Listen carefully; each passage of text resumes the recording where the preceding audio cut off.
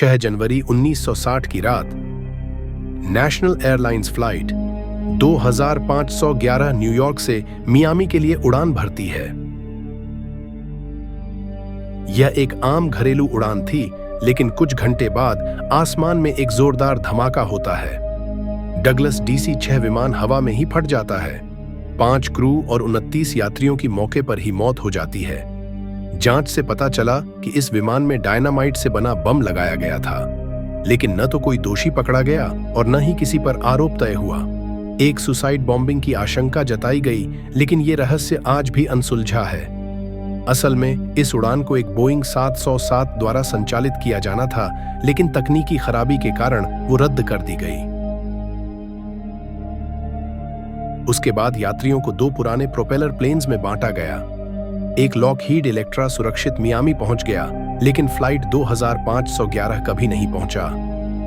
रात 11:52 पर विमान ने उड़ान भरी और आखिरी रेडियो संपर्क हुआ 2:31 पर, जब वह कैरोलिना बीच के ऊपर था। उसके बाद सिर्फ मलबा मिला और ढेरों सवाल जिनका जवाब अब तक नहीं मिला। जब जांचकर्ताओं ने मलबा इकट्ठा करना शुरू किया तो उन्हें जल्दी ही कुछ अजीब मिला।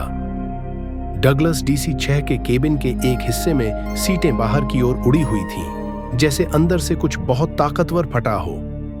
विशेष जांच में डायनामाइट के अवशेष मिले। सीट 23D के पास सबसे ज्यादा नुकसान था, यहीं पर बम रखा गया था। शक की सुई एक यात्री पर गई, जूलियन फ्रैंक, एक वकील जिसकी बॉडी बुरी तरह जल चुकी थी। रिपोर्ट्स बताती हैं कि वो मानसिक तनाव से जूझ रहा था और उसने एक भारी बीमा पॉलिसी खरीदी थी। जांचकर्ताओं का मानना है कि यह आत्मघाती हमला हो सकता है, लेकिन इस बात के ठोस सबूत नहीं मिल सके।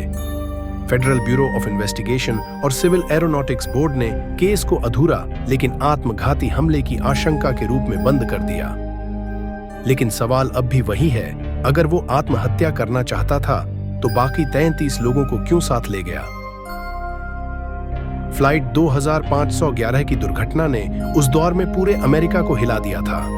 लोग डर गए थे कि कोई बॉम्ब प्लेन में कैसे ला सकता है, वो भी बिना पकड़े गए। उसके बाद एयरपोर्ट सिक्योरिटी में खड़े बदलाव किए गए, लेकिन सबसे बड़ी बात यह थी, किसी को सजा नहीं मिली। कुछ लोगों का मानना है कि जूलियन फ्रैंक सिर्फ एक मोहरा था, शायद असली साजिश कहीं और थी। क्या विमान में कोई राजनेता या विशेष टारगेट था, या फिर यह बीमा फ्रॉड से कहीं ज्यादा बड़ा मामला था? आज भी यह केस FBI की लिस्ट में अनरिजॉल्व्ड एरोस्पेस बमिंग के रूप में दर्ज है। हर साल 6 जनवरी को कुछ परिवार अब भी फूल लेकर उस रात को याद करते हैं। एक ऐसी उड़ान जो कभी अपने मुकाम तक नहीं पहुंची।